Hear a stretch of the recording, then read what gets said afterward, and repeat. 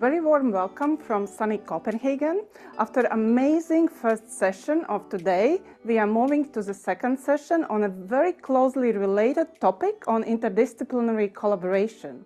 How closely responsible research and innovation is related to interdisciplinary collaboration, you could already see during the first panel, where questions of interdisciplinarity and transdisciplinarity came up very much.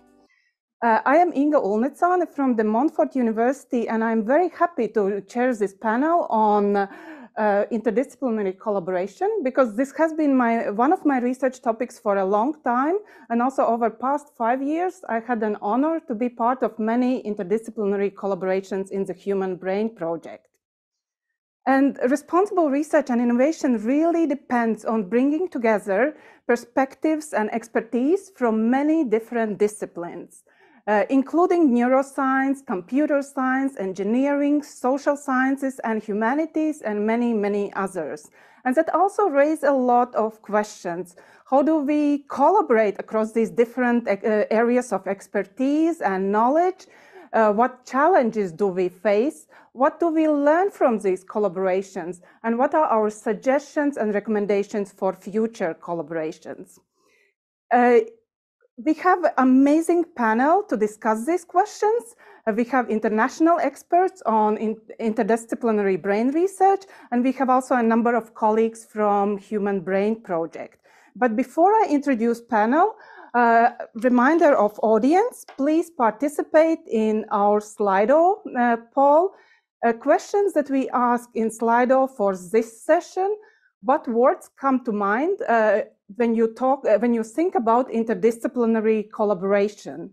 So what words come to your mind when you think about interdisciplinary collaboration? And you can find more information how to participate in Slido in the chat. And also please remember that you can put your questions in the chat and we will answer them at the end of this session. So let's move to our great panel.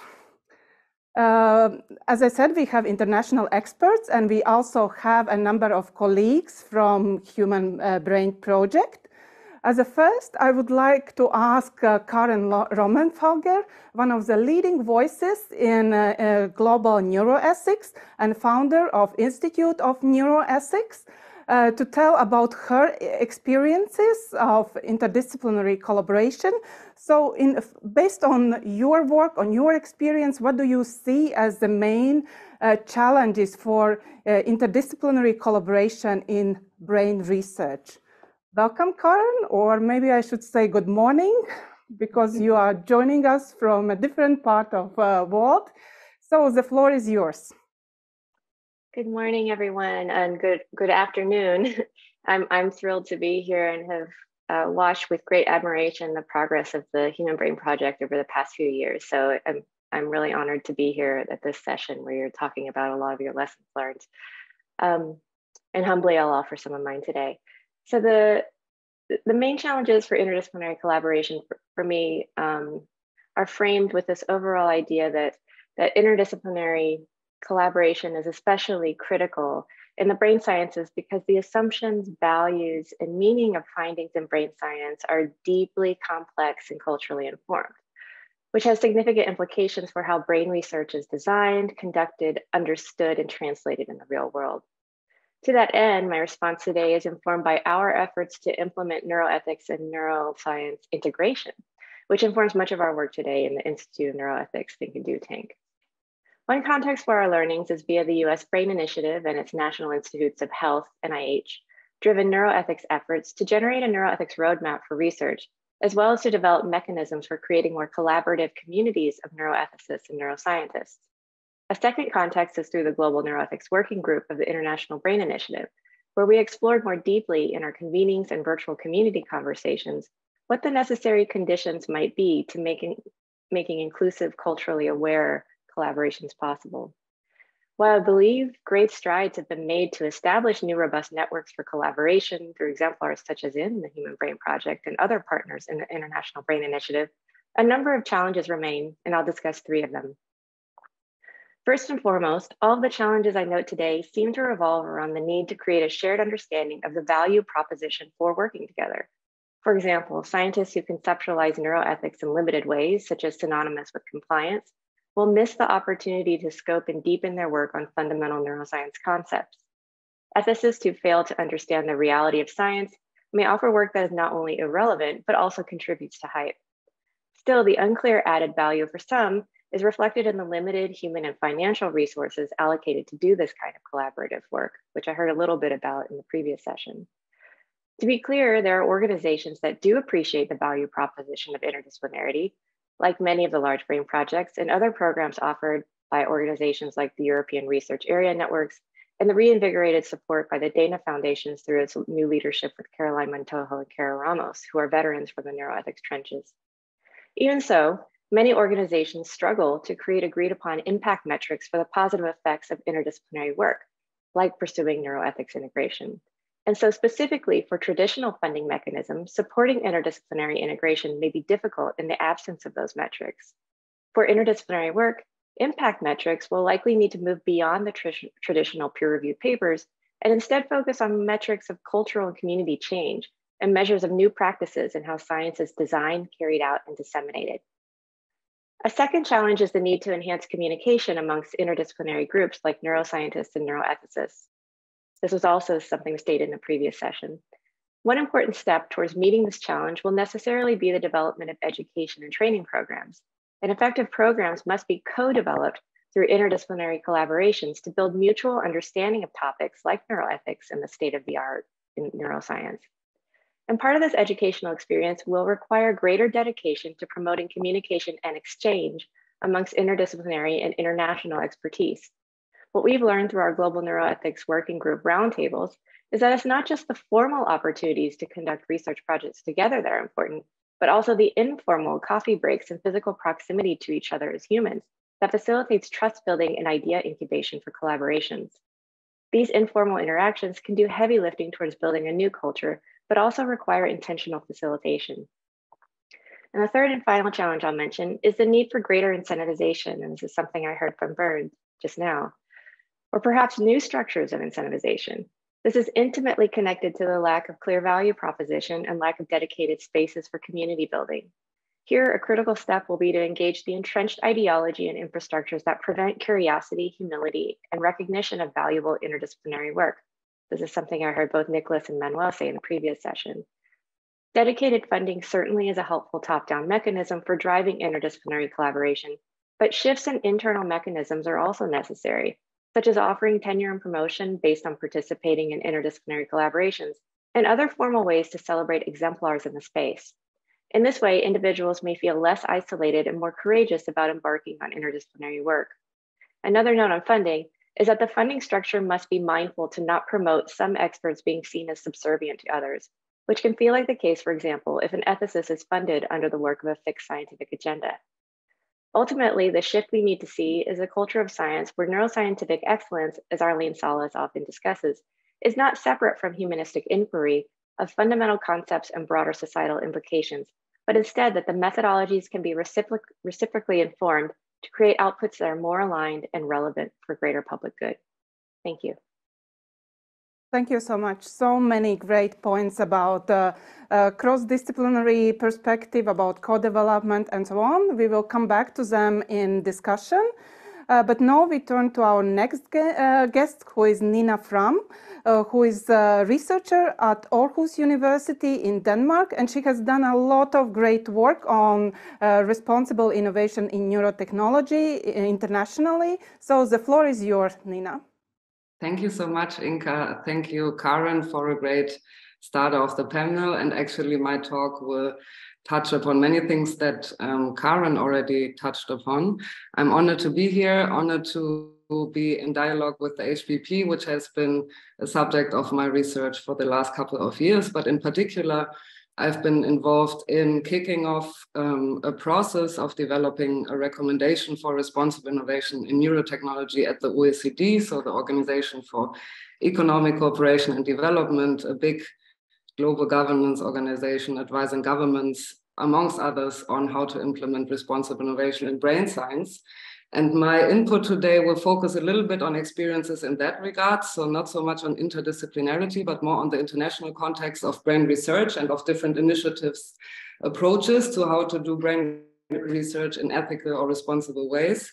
And I would like to start with really also my start at the OECD, collaborating with them on thinking about how to actually develop a joint shared recommendation that can be implemented across countries. And when we started that back in, I think this was 2016, 17, really the diversity, the landscape of integrating ethics and society in big neuroscience projects like the Brain Initiative or the Human Brain Project was huge. So we had very different approaches, governance approaches that ranged from very traditional, let's say, bioethics frames and instruments in the US to more of an experimental mode in the EU that came through the implementation of RRI and the HBP.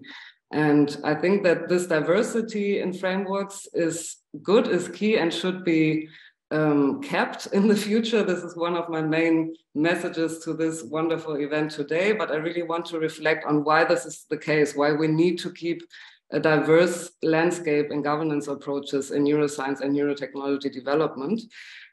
So as I said, in the US Brain Initiative, we've really seen like the somehow specialization or focus on neuroethics as a, let's say, keeping up with the tradition of bioethics. Here we have seen incremental and then increasingly successful efforts by neuroethicists to become part of the Brain Initiative and to really drive ethical questions within the overall Brain Initiative's research. While this was a quite expert-driven discourse, especially at the beginning, neuroethicists trying to identify the ethical issues and trying to collaborate with scientists on how to integrate them in their work. I think in the EU and in the Human Brain Project, we've seen quite the opposite. So we have seen neuroethicists, both fundamental and applied neuroethics research, but we've also seen all kinds of experimentations with other governance instruments. And I think the panel that we had before already touched upon many of these. So from data governance to public engagement to fundamental neuroethics to drafting opinions across the HBP, ethics rapporteur programs. I really have to say this is an admirable attempt of experimenting with RRI and how to do it into practice. And this is a somehow worldwide unique approach, I think, that the HBP has taken and the EU with it towards brain science and brain research. Why is it important to have this diversity? So with different governance frameworks also come different frames, right? So if we follow the work by the neuroethics working group in the US, we can see that their collaboration also with the neuroscientists sometimes has tended to frame issues such as what is the human brain and how does it relate to human identity in quite essentialist ways. In the HBP, we've seen different approaches to that, particularly pioneered by Katinka Evers. We have a different approach to the human brain, which sees the human brain more as embedded within wider society and in constant interaction with the culture in which it is embedded. So we don't only have different frames of what the human brain is, what it means, and how far brain sciences informs notions of human agency, identity, consciousness, and so on. But we've also seen very different frames regarding what is actually the public, what is the public's agency in the development of science and technology. Is this a rather passive individual who is the end consumer or user of a neurotechnology, or is it a wider public, a collective, such as in the Human Brain Project that really has pioneered this kind of public engagement exercises, and with it also given society or the wider public a key role in deciding and deliberating about science, technology, and the future of brain research.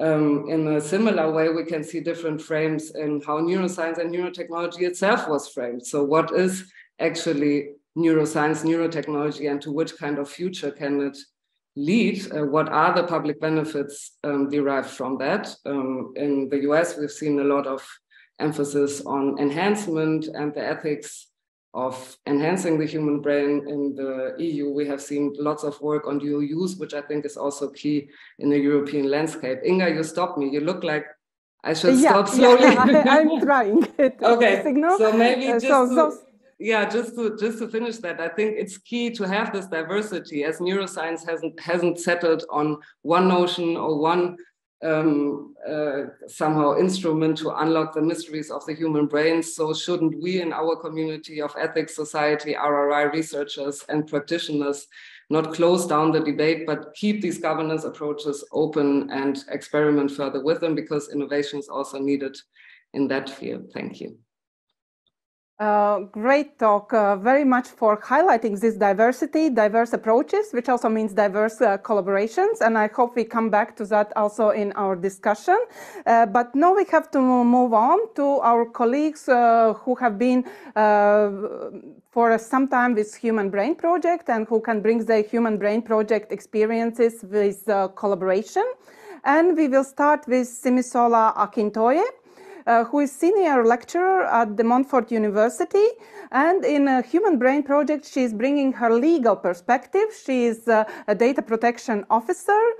So she has also a lot of experience in collaborating within HPP. So Simisola, the floor is yours. Thank you very much, Inga, and thanks a lot for this opportunity. My name is Simi Akintoye, and in my role as the Data Protection Officer for the Human Brain Project, I have been able to liaise across board with different stakeholders, trying to understand the perspective of the diverse set of collaborators that we have across the project. One of the challenges, in my opinion, remains balancing the competing interests of research and innovation with privacy and data protection, trying to understand what the dichotomy of the ongoing research that the HBP sets out to do, which is understanding the human brain, building therapies that can be very useful, and making sure that this, of course, embeds the provisions of the general data protection regulations from a global level. And this can be difficult with scientists, with researchers, with technicians trying to build these therapies and interacting with them from a legal point of view, first in terms of compliance with applicable laws, which is the bare minimum, into developing ethical and responsible processes and procedures across board. So quickly, I will just discuss a few issues that I understand will be is our challenges, one of which is the data security, of course, ensuring that sensitive information is protected across the project, not accessed by unauthorized individuals. This can be very challenging, of course,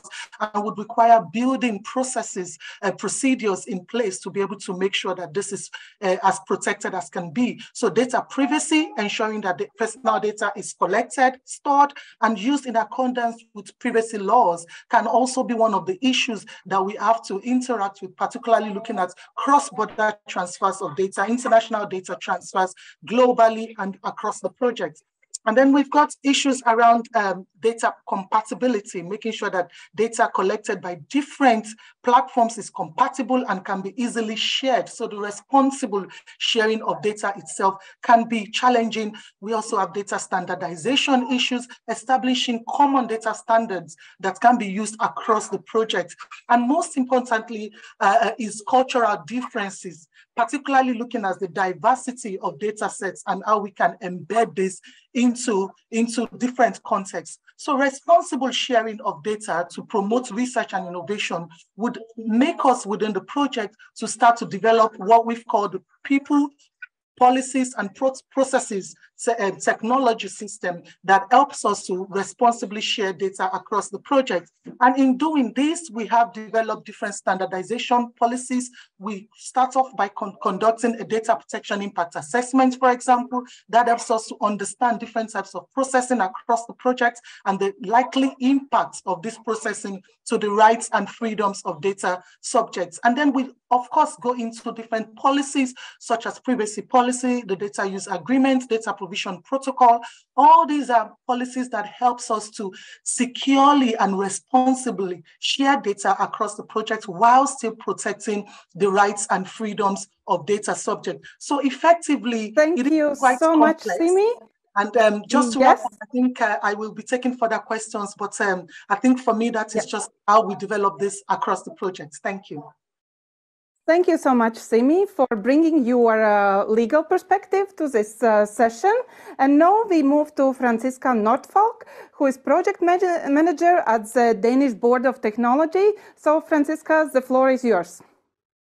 Yes, thank you. Thank you, Inga. I'm very happy and honored to be a part of this session and this panel. I very much enjoyed the first session and listening to the other people in the panel. And I am going to echo a bit what has been said in the first session and by Karen as well, that I find when asked what are the main challenges for interdisciplinary collaboration in brain research, I think the main challenge really lies in the interdisciplinarity, especially in two ways. One is that we work with different ontologies. As an ethicist and researchers, we have different understandings of the world and what is brain research. And this is definitely a challenge to overcome. And this also applies to the balance between what I will call acknowledgement and arrogance. And this is, of course, a way of saying professional arrogance. I also heard Karen saying the opposite, which is humility and being humiliated about what your profession can and do. I have also found that the solution in many ways lies in the second part of the question, the collaboration. Not just in writing, but definitely also in presence, as I saw Manuel also said in his final remark earlier. The more we work together, and especially the more we are put in the same room, we find joint ontologies, joint ways of talking about our research in our areas. And in many ways, we dismiss the arrogance that might be there or might be perceived by the other partners in the interdisciplinarity in favor of acknowledgements of the work that we are doing. And I think what is important is to focus both on the message that you are trying to give to an interdisciplinary crowd, but just as much to focus on the receiver, which I find has been one of the ways we have been successful in HPP, is to have a greater understanding of who is the person that is to receive the information that I'm trying to give forward. And I think that is what comes from a long collaboration, as we have done within the HPP. And personally, I have found that from an ethical social science point of view, the longer we work in the project, the more we get together, the more I actually understand what are they trying to tell me, and how do I talk and convey my messages in a way that's equally interesting for them. So I think both within a project like the HPP, but definitely also beyond each project, as Bernd Stahl also mentioned earlier, it's important to mix the minds of different researchers, but also to convey this beyond and go within society at large and to governments, as Nina also mentioned earlier. So I'll keep it short. I think these were my initial points. Thank you. Thank you so much, Franziska. Great point about importance of developing these common understandings. And now we move to Michele Farisco from Uppsala University, who has been with project for a long time, part of many different collaborations. So Michele, please, the floor is yours. Thank you, Inga. It's really a pleasure for me to be part of this panel. I just want to share a very short presentation to better communicate a few ideas. So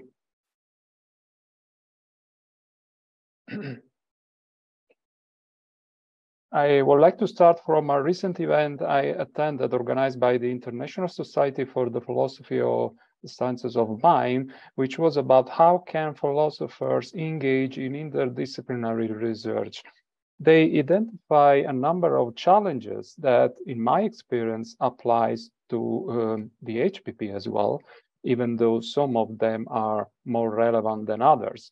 First of all, lack of common language or terminology, and this was also mentioned by Karen. And then different research methodologies, of course, different goals or objectives. limited funding, and there are limited opportunities for interdisciplinary research. From this point of view, the Human Brain Project has been a very great opportunity. Then limited expertise, it's not that easy to carry on an interdisciplinary research, limited recognition, and resistance to change. Well, in my experience, more or less all of these challenges apply to the Human Brain Project, but more than others, lack of common language and terminology, different research methodology, and resistance to change.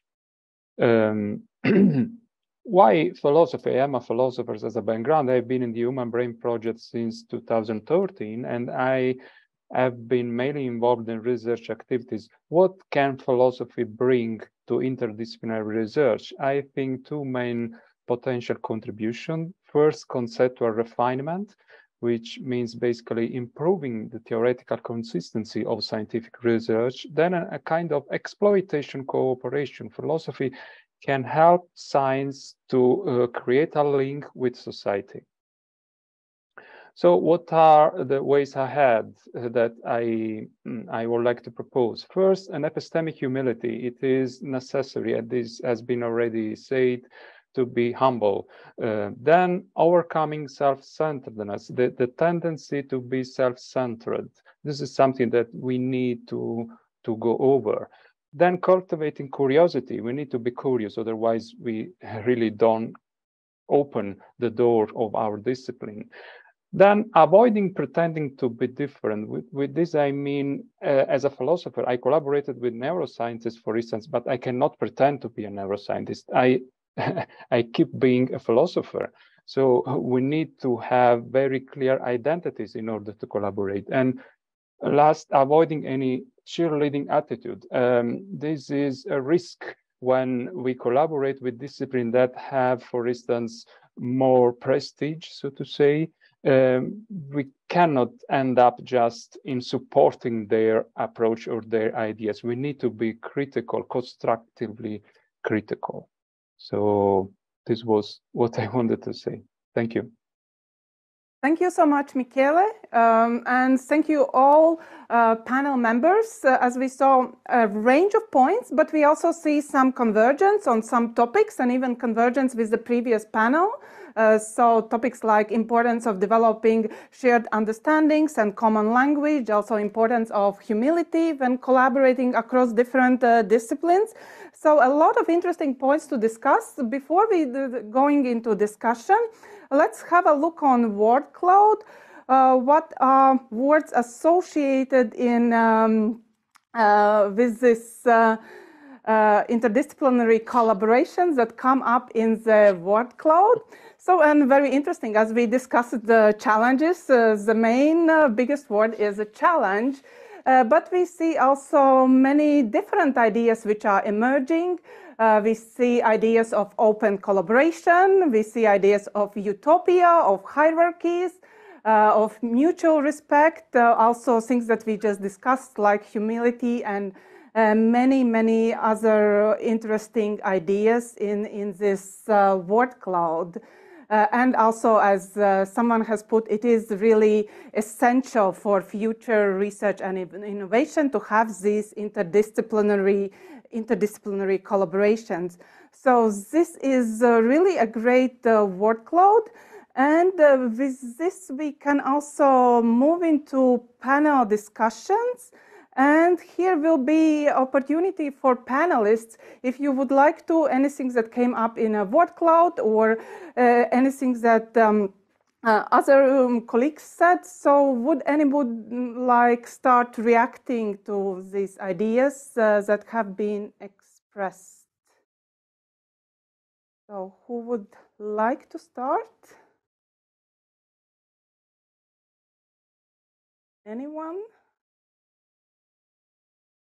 So as I said, we had some common things, but we also had some additional things. Both of our guests, Karen and Nina, were talking about more these differences across different brain initiatives. We could also think about what are differences in these collaborations. Maybe we can go to Karen. You have experience with collaboration in the US Brain Initiative. Could you bring some, how similar or how different it has been from Human Brain Project? And also if we look on you also mentioned International Brain Initiative, which brings together many, many different brain initiatives around the world. So do you also see differences how these collaborations take place across different brain initiatives? Thank you for that. And thank you to all the panelists for such kind of validating and enlightening discussions. I think Nina really captured a lot of some important distinctions that I actually personally have been trying to discuss a little bit more in the US Brain Initiative in our neuroethics working group. I mean, I feel like a predominant view in the Brain Initiative is more essentialist. So the brain is all of these things, and in addition to that, and basically that forecloses a deeper and wider discussion, I think, on some of the more fundamental questions that the HBP so beautifully has addressed in a number of their papers. And I think a lot of that is driven by some of the complexity that others brought up, the nature of the funding. So the funding is not set up to question really the line of research already. The funding is set up so this is what we are doing. Now, that said, the working group that I'm in is not funded. You know, we are volunteers in that group. But I think that the calls for funding that come out of the Brain Initiative for specific embedded neuroethics work tends to favor a certain flavor of research, and it's largely empirical. And what I mean by empirical is kind of social science methods, where you're doing surveys, kind of there is an openness to interviews, but something where data is collected rather than a conceptual analysis. And I think we don't fully benefit from having that kind of orientation. And I think where the International Brain Initiative, we'd see more of an openness towards an exploration of fundamental cultural issues. And I also say in the EU, I think we do benefit from the legacy of RRI because people are already open to thinking about social implications. They're open to societal deliberation, which opens the door more for those discussions. I'm not saying, I know many of you have struggled with that, so I'm not saying it's easy, but I do say that I think there is some benefit to having that word already out there and in governance and regulatory recommendations. Great comments. Then let's bring some more panelists in. I see that Michele has raised his hand. So Michele, please. Yes, thank you. I wanted to go back to culture, as mentioned by Karen, and because culture has been also an important topic in our more recent research, and it has so many different meanings, and it can have so many different impacts on how science is practiced and how it is, of course, perceived by society. So I would like to ask Karen to elaborate a bit more on the point of background, different values informing science and how they are informed by different cultures. I can answer this, but I kind of don't want to take over the conversation. I don't know if other panelists want to weigh in first, and then I can step in. It's good if you could answer Michael's question, and then we can bring in others as well. Sure. Okay. So I think what we see is that, first of all, the place that the brain plays in human life. So this goes back to that kind of this essentialist view. Now, first of all, with culture, I want to say that it's not a monolith, and there are differences in degree and kind, even within a same geographic region. If we're thinking about culture geographically, I don't want to get in a long conversation about defining culture because that would be a whole other panel. But I think what you see is in some, if I were to paint a broad brush, and I'd cautiously do that, there are some cultures that might view the brain as synonymous with decision-making, the brain is synonymous with agency and identity, and where there are other cultures where maybe an organ wouldn't be the central locus of that, the social interaction would be the locus of that identity. And that impacts actually really fundamental things, like thinking about what is a definition of life and death, when is one really conscious and present?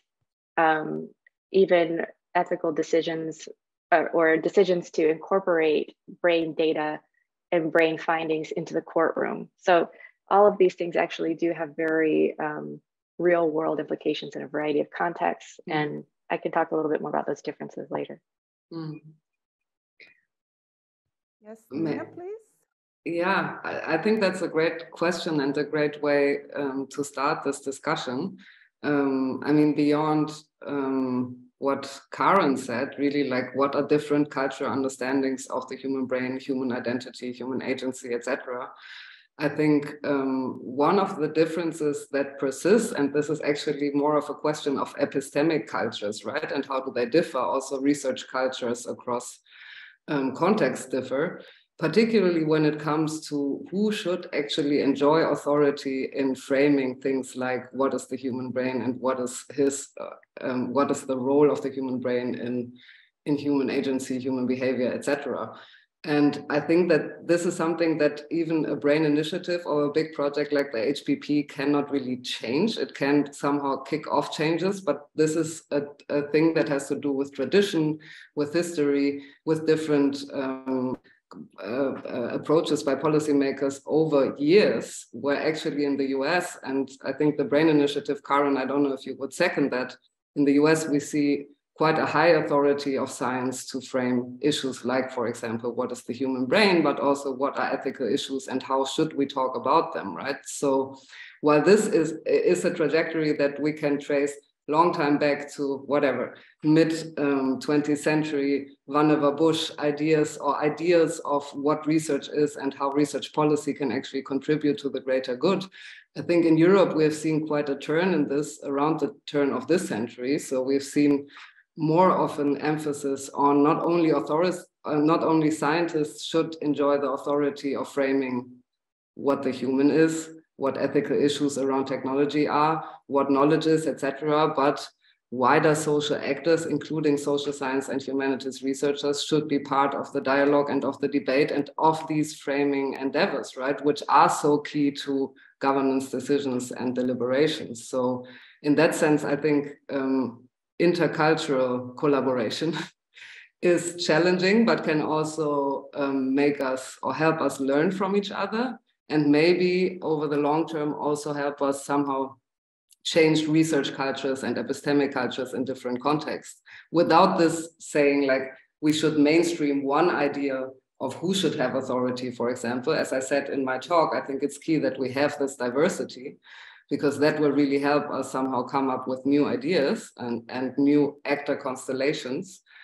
But it is a challenge in and of itself, seeing how hard different research cultures and different cultures of policymaking on science and technology actually then are, and how hard it is through a project and through an initiative like the HPP and RRI to change these longer trajectories that are really culturally embedded in the places in which they emerge.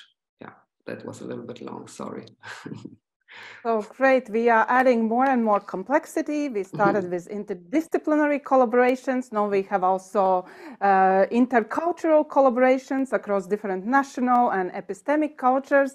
This is great. Before we move to questions from the audience, we have some already. I just wanted to ask Franziska, because I thought you had raised your hand. So would you like to come in?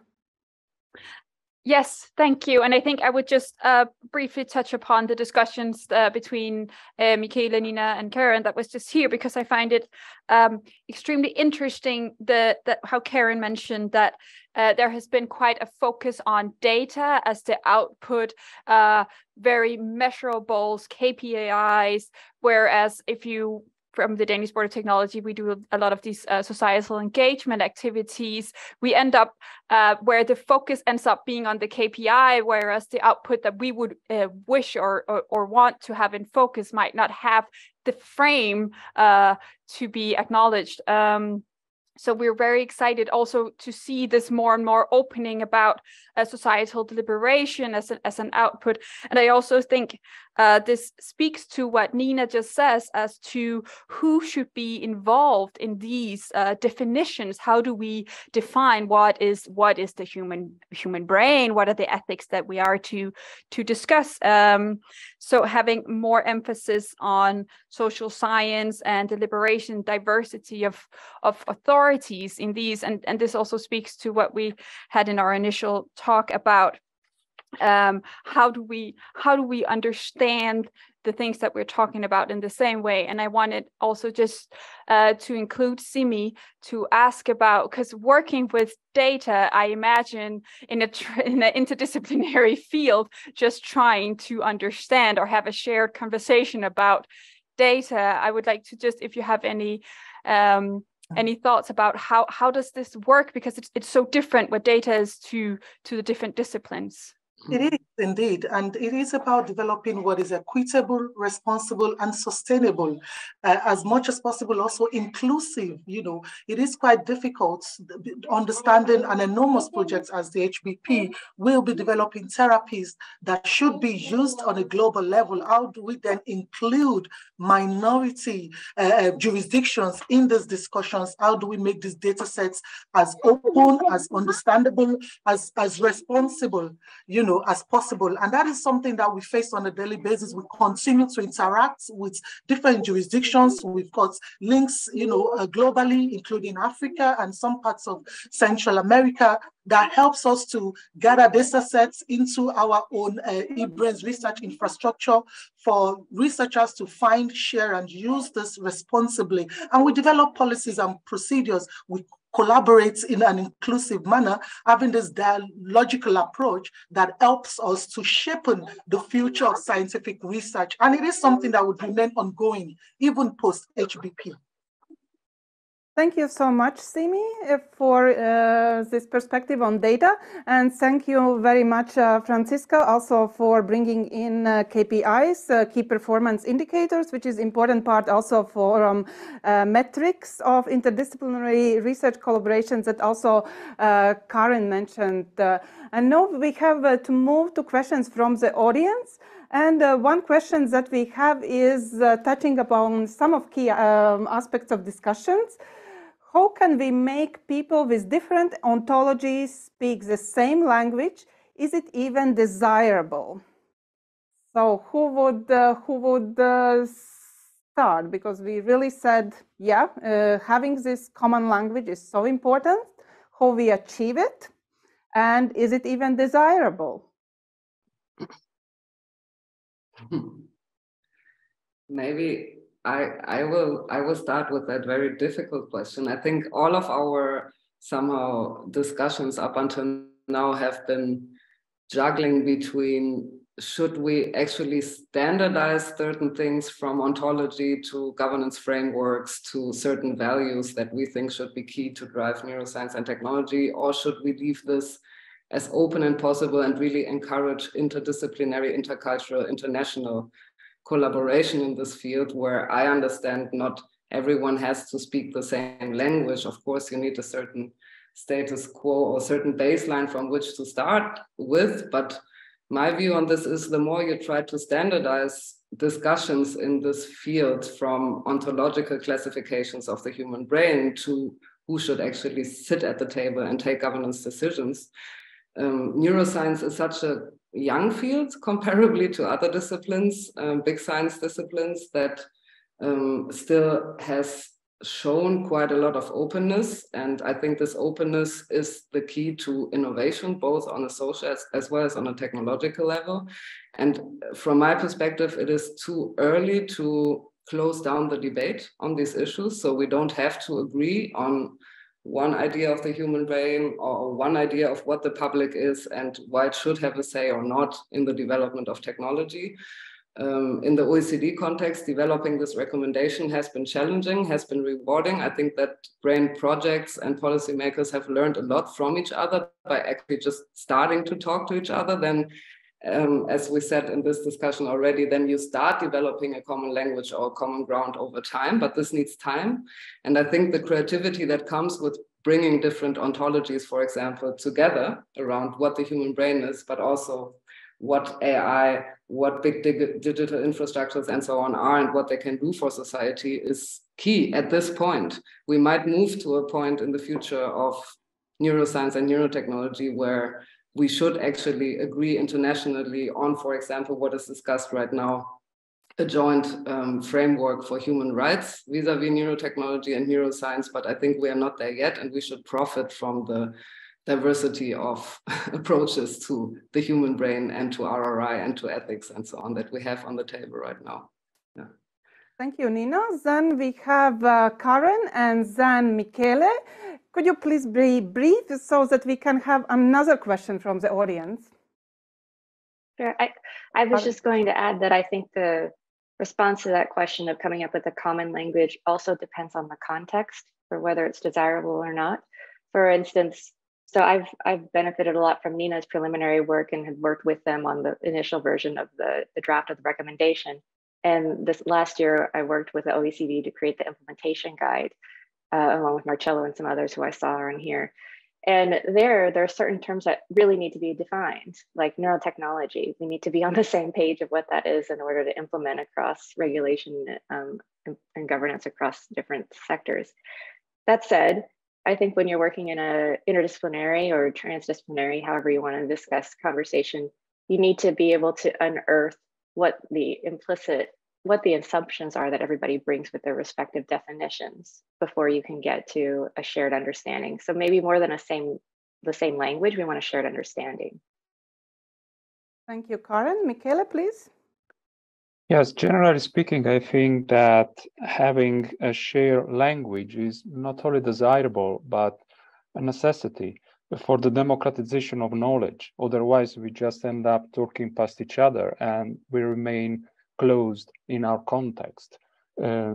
This, again, generally speaking, but I also agree with Karen that this answer is maybe too, abstract, and so we need distinction in different contexts. But yeah, as a general approach, I think to have a shared language is a necessity for the democratization of knowledge again. Right, so we agree on some responses. And now another question from the audience. All disciplines are equal. Are some disciplines more equal than others? Who would like to start? Your experience?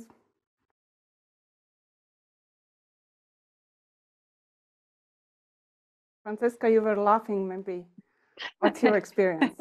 Yes, disciplines and animals are indeed all equal.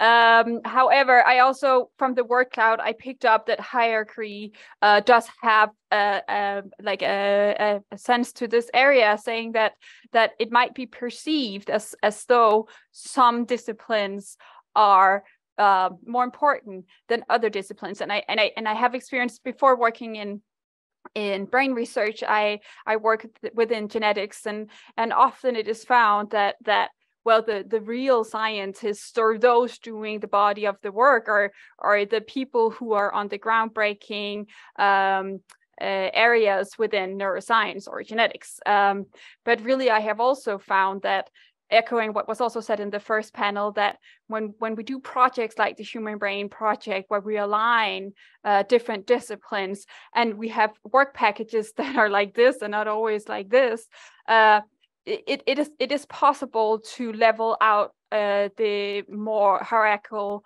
understandings of the different disciplines and sciences. I do think it takes a framework from the beginning to make sure that, for instance, ethics or social sciences is not an add-on to what is otherwise perceived as the more important research area.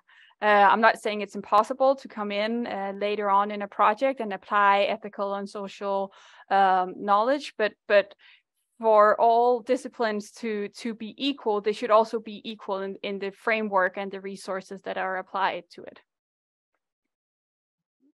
Thank you. Indeed, this question of hierarchies, it also was coming up in the World Cloud on interdisciplinary collaboration. So it is an important question about hierarchies of different disciplines that we encounter in these interdisciplinary collaborations. So any other quick remarks on this question from anyone? Yes, Nina, please. Just very quickly, and I think I'm afraid that we are only talking about some of the collaboration between ethicists, social scientists, and let's say the hard sciences. So sorry for that if anyone expected something else, but I think this is also a challenging field.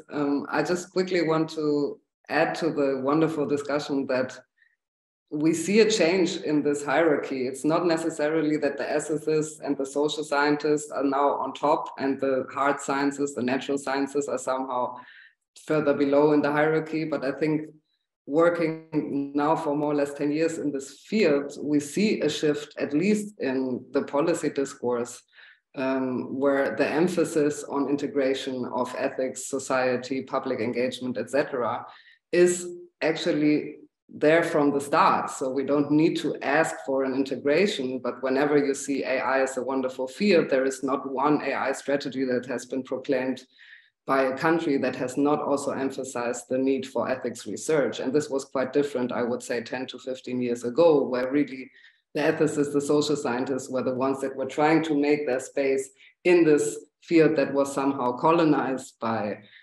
scientists, particularly in the policy field. So my hope for the future is that we will actually reach an eye-level situation where we can talk to each other and there are no hierarchies anymore. But for now, I see somehow the turn to society, to ethics and to ethical principles, to anticipatory governance and so on in policymaking is there. It has already happened, and we should be keen to embrace it and not only lament about how much we are somehow further below a hierarchy and the scientists, the engineers are always up there, right? Because I think we have a place at the table now. The HPP is a wonderful example of how to reach this place from the start. And I'm hopeful that this will continue in the future. I don't see any indicator that it will not. So. That's a very, very hopeful message about changes in these established hierarchies. And with that, we move in the final part of this panel. And I will ask every of the panel members to come with one takeaway message from our discussions and what you would also suggest for future collaborations. So who would like to start with their takeaway message? Simi, please. Thank you very much. I think for me, the key to facilitating interdisciplinary collaboration is trying to align in as much as possible the process and outcomes of interdisciplinary research to the needs and expectations of the society. Because for me, the key receiver would be the society here. And this would, of course, open up a number of other dialogues, other approaches, but putting the society at the heart of whatever interdisciplinary research that we seek to achieve would open up even more dialogues that would help to expand the future of research and innovation. Thank you. Thank you so much, Simi. So important about bringing society in. So who would like to go next with their takeaway message? So Michele, would you like to come in? Yes, thanks. I strongly support what Simi said, and I would like to add that for me, the take-home message is that we need a culture-sensitive strive toward an interdisciplinary collaboration. But in order to achieve this interdisciplinarity, we need both kind of cultural change, but also an institutional endorsement. Think, for instance, about the present system of the publications or the academic career or funding system. We need, so to say, an institutional recognition of the specific value of interdisciplinary work. Thank you so much, Michele, for bringing in this very, very important topics that indeed many of these things depend on cultural change and also institutional change. So, Franziska, what is your takeaway message? Yes, thank you. And of course, I'm going to echo what both Simi and Michele has said already. I think that what is important is to really, I like what Michele said earlier, democratization of knowledge, to ensure this by by really enforcing a shared conversation, not only across research projects, but also across different layers. So also on a governmental policymaker level, as well as on a societal engagement level, to ensure that we have a framework when talking about research in science, for instance, brain research, and actually do the work to ensure that we have shared communication understandings of the challenges and research possibilities that we face. Thank you. Great, thank you so much, Franziska.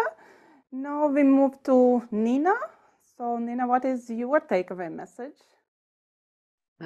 Thanks. I think I've already said so much and enough hopeful messages for the future. I think we should continue working on these challenges, because this discussion has shown that there are still challenges, but that also things are changing, that there is hope, at least for interdisciplinary collaboration between the social science, humanities, and neuroscience and neurotechnology developers. And we should try to balance this openness as much as possible with the need to close down and find shared language and shared understanding of certain things. That would be my takeaway. Thank you. Great, thank you very much. And now Karen, please. Yeah, thank you. And again, really supportive of what the others have shared, and love Nina's hopeful vision. And I need to spend more time with Nina, I think.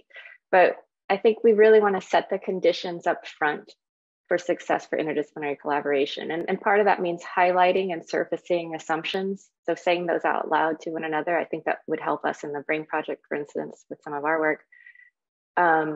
Create spaces, intentional spaces to work together, and empower to operate on a level playing field where there's shared decision-making. And we need to have exemplars and examples of success of interdisciplinary work. And some of that might come from, maybe as Nina said, we might see that value proposition revealed not in academia, but maybe in governance and policy and making ecosystems, and even industry ecosystems, where there's kind of an urgency to work together on a very practical problem in the moment. So we might look to those scenarios for inspiration. Great, thank you so much for all the panelists for these great takeaway messages and for all many ideas that were brought today. We would have another day at least to discuss them all, but we see also that there is some convergence. We see convergence on topics about importance of cultural sensitivity, at the same time having openness and balancing it with having shared language. And we see that there is a lot of work that we can do as researchers in facilitating these collaborations, but we also see that there is need for support from policy and also for change at institutional conditions, that these interdisciplinary collaborations are supported and that they are also valued at many different contexts. So thank you very much. Thank you everyone who also attended and asked their questions and made this session possible. Now we will be going into a break of 45 minutes and we will be back then for an amazing keynote by Professor Marcello Jenka. Please stay with us also for afternoon keynote and also for panel later today. Thank you very much.